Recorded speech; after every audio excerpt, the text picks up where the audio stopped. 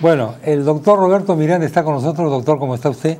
Muy buenas noches, Chema. Encantado de estar en Radio Programas. Él siempre colabora con RPP. Él es un conocido penalista, tiene casos muy sonados y ha preparado este libro. Yo al azar abro esta página, doctor, que es la página 60, donde ha hecho usted una simulación de un diario llamado La Crónica de Jerusalén. Así es. Y dice así: resultados de la consulta popular. Barrabás libre. Barrabás 99%, Jesús 1%. Así es, un resultado, ¿no?, de esta consulta, de este indulto plebiscitario, en la cual Pilato se vio obligado por presión de la casta sacerdotal a poner en una balanza al peor de los elementos de la sociedad, llamado Barrabás, y a Jesús de Nazaret, ¿no?, aquel Galileo que tenía un liderazgo provincial prácticamente y que llegaba a Jerusalén una vez al año, justamente para la fiesta de la Pascua. Y esa fue su última fiesta, su última Pascua. Ha dicho usted la casta sacerdotal. La casta sacerdotal sería el grupo dominante de la sociedad, sociológicamente hablando. Así es. ¿Cómo se caracterizaba esta casta sacerdotal? ¿Cuáles eran sus...? En el Estado, en esa época judaico, teníamos dos segmentos, básicamente, geográficos. En la zona norte estaba la provincia de Galilea y en la zona sur la provincia de Judea. La provincia de Judea era gobernada por Poncio Pilatos, era el prefecto procurador de Judea, en tanto que en Galilea estaba Herodes de Antipas. Y ocurre que Jesús tenía su domicilio en la zona, pues, de Nazaret. Cuando él llega a Jerusalén, el famoso Domingo de Ramos, él llega entre vítores y estribillos. Esa palabra hosana era prácticamente un estribillo de carácter político. Decía, libéranos de este cautiverio, libéranos. Ellos estaban esperando un Mesías, un ungido, estaban esperando al Cristo, que era quien los iba a liberar. Pensaban que era el segundo Moisés, que los iba a sacar de esa esclavitud. Por consiguiente, ya Jesús se convertía en un peligro de carácter político, habida cuenta que el statu quo de la zona de Jerusalén estaba gobernada por el Sanedrín, por el sumo sacerdote, y ellos manejaban los amplios poderes, obviamente bajo la observación de Roma, de Poncio Pilato. Esa era la parte, digamos, geográfico-política. Así es. Y desde el punto de vista de el establishment, por llamarlo de alguna manera político, Cristo era un desafío al establishment. Por supuesto. Y tenía arrastre popular. Sí, tenía un arrastre popular tal que al llegar a Jerusalén se ve que lo que había hecho en la provincia, en Galilea, en Betania y en otros lugares, incluso había dado de comer a 5.000 personas, era prácticamente el peso político y social con la cual él venía a esta capital, a esta fiesta de Pascua, como un peligro, básicamente, era un para peligro el establishment. Para el establishment, efectivamente. Él venía, como usted dice, de la provincia a la capital y estaba prácticamente tomando la capital. Así es. Y la prueba era este meeting, por llamarlo de alguna manera, manifestación, del Domingo de Ramos. Del Domingo de Ramos, a la que entra con un pollino blanco, burro, y entonces era prácticamente un desafío, porque el Mesías había sido profetizado que iba a entrar de esta manera. Dicho, hablando del pollino, las madrecitas del convento de Santa Teresa en Ayacucho, donde he estado, que me permitieron ingresar, eso lo vamos a ver en el programa, estaban justamente arreglando este pequeño pollino que iba a simbolizar la entrada de Cristo, y le ponían perfumes, talco, y como si fuese un bebé, porque era es un ritual ayacuchano muy importante. Son preparativos justamente. Entonces había que buscar una forma de ajusticiar a este personaje. Sí, hubo una conspiración. Una conspiración. La conspiración, lamentablemente, en esta conspiración participa uno de los 12. Dicen los evangelios que es Judas, quien se acerca a la casta sacerdotal a efectos de poder únicamente dar la información con respecto a la ubicación de Jesucristo. Después de la cena, ellos van a un jardín privado llamado Getsemaní, pero es ahí justamente donde se produce el arresto. Y ahí es que analizamos el arresto minuto a minuto. Correcto. Ocurre que el arresto es en horas de la noche. entre gallos y medianoche, como se dice. Y el arresto no es con el cargo de un delito flagrante, o sea que haya sido perpetrado en el mismo momento, en el mismo acto. Por consiguiente, tenía ciertas irregularidades este arresto. De modo que ahí tenemos dos palabras de Jesús. Una, ustedes me han visto todos los días, he estado en el templo, en la sinagoga, y ustedes no me han prendido. Pero esta es la hora de ustedes, dicen, ¿no?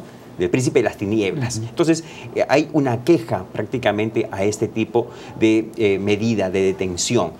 Otro aspecto importante es el doble juicio, la duplicidad de procesos. Un proceso en el cual es el procesado por blasfemia y por sedición.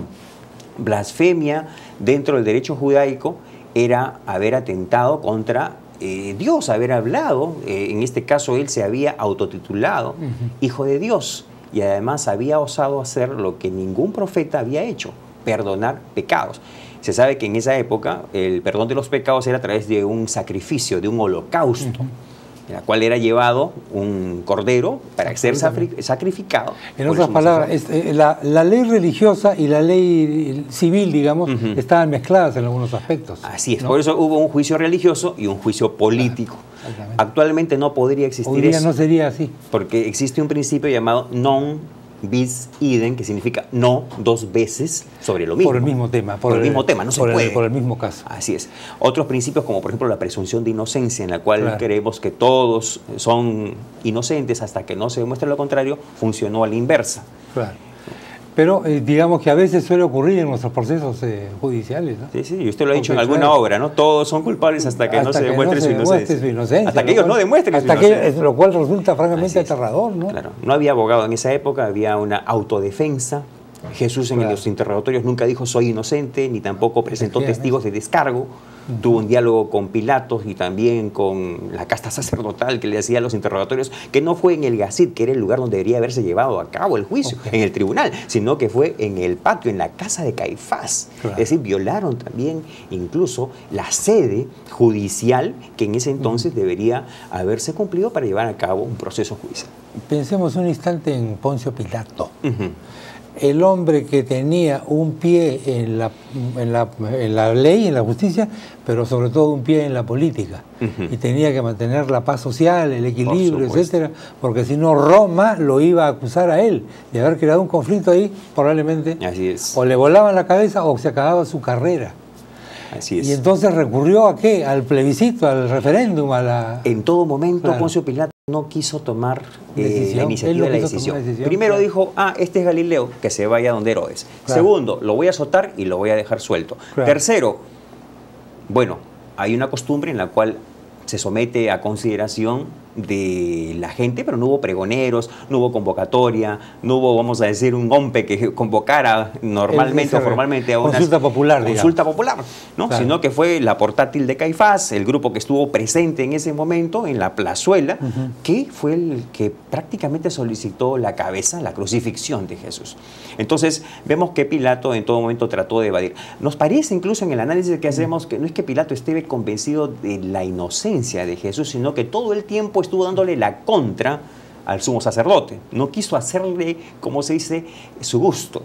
Incluso hasta el final el sumo sacerdote dijo, retírate ese letrero que dice Jesús de Nazaret, rey de los judíos. Retírense ese letrero. Y vuelven nuevamente después de la crucifixión y piden el sello romano y la custodia. Es decir, a cada momento hacen peticiones y peticiones y peticiones. Yo creo que Pilato ya estaba cansado ese día de que a cada momento le tocaban la puerta. Porque ahí también había una lucha de poder, ¿no? Evidentemente. Había una lucha de poder, ¿no? No era cuestión de que los romanos tengan que someterse a los judíos, sino más bien que los judíos tenían que someterse a los romanos. Este es el tremendo caso. Si analizamos, si reemplazamos el referéndum supuesto de Poncio Pilato con el papel que a veces juega la prensa sobre los jueces, ¿hay algo parecido ahí? Bueno, sí. Realmente hay cierto grado de presión. Hay una sentencia previa. Sentencia previa. Claro. Porque a veces nosotros en la prensa somos más jueces que los jueces. Condenamos. Y si los jueces no condenan a quien nosotros o a lo que nosotros ya hemos condenado, lo fusilamos a través de titulares de los periódicos. Y me temo que muchos jueces A lo mejor deberían tener un retrato de Poncio Pilato en su, en su escritorio. Oiga. Los jueces tienen un señor de la sentencia, ¿no? En Señor plena de... oscuridad, escuchando una sentencia y con una vela que la alumbra. Pero bueno, realmente la vindicta popular no es la mejor manera de poder dictar la sentencia, no es la mejor manera de definir la vida o la muerte de un ser humano. No es tampoco el indicio, sino es la prueba. Y en este caso no había testigos útiles, sino testigos falsos. En ningún momento Jesucristo había dicho que no se pague tributo al César, pero aparece un testigo que había dicho, este señor prohíbe pagar tributo al César. ¿Esos testigos quién los compraba? Bueno, esos testigos fueron presentados por el sumo sacerdote. Sumo sacerdote, claro. Claro, estamos viendo que el sumo sacerdote Caifás tuvo prácticamente todo en sus manos para poder dirigir este proceso. Fue el que incluso determinó cuál era el precio por la entrega de Jesucristo, que eran 300 ciclos o 300 piezas de plata, que en ese entonces era lo que costaba el esclavo más barato, es decir, hasta menospreciaron el precio de la vida del maestro, del rabino Galileo. Entonces creo que son aspectos muy importantes que tratamos de desentrañar, descifrar, desempolvar, hacer un expediente en el cual encontramos la posible requisitoria de Jesús, incluso el apelativo o el alias, ¿no? Pues generalmente un criminal o un delincuente, un reo tiene un alias. Tal cosa, ¿no? Así es, ¿no? Y encontramos aquí que cuando Pilato presenta a Jesucristo, dice a este Jesús llamado el Cristo, ¿no? Que viene a ser llamado el Mesías, el ungido, era un apelativo. Lo conocían como Jesús de Nazaret, el Galileo, el Hijo de Dios, el Hijo del Hombre, el Rey de los Judíos, pero el término Cristo era en ese momento utilizado como un apelativo, ¿no? Como algo despectivo, tal vez. Yo creo que es muy interesante este libro, doctor, porque nos permite reconocer primero la actualidad del caso de Cristo, digamos, inclusive más allá de la fe Así que es. alguno pueda tener. Y segundo, es un esfuerzo para poner en contexto jurídico. El contexto jurídico. Es muy importante porque para el statu quo de ese momento Judas era como un colaborador eficaz. Colaborador eficaz. Usted ha dicho.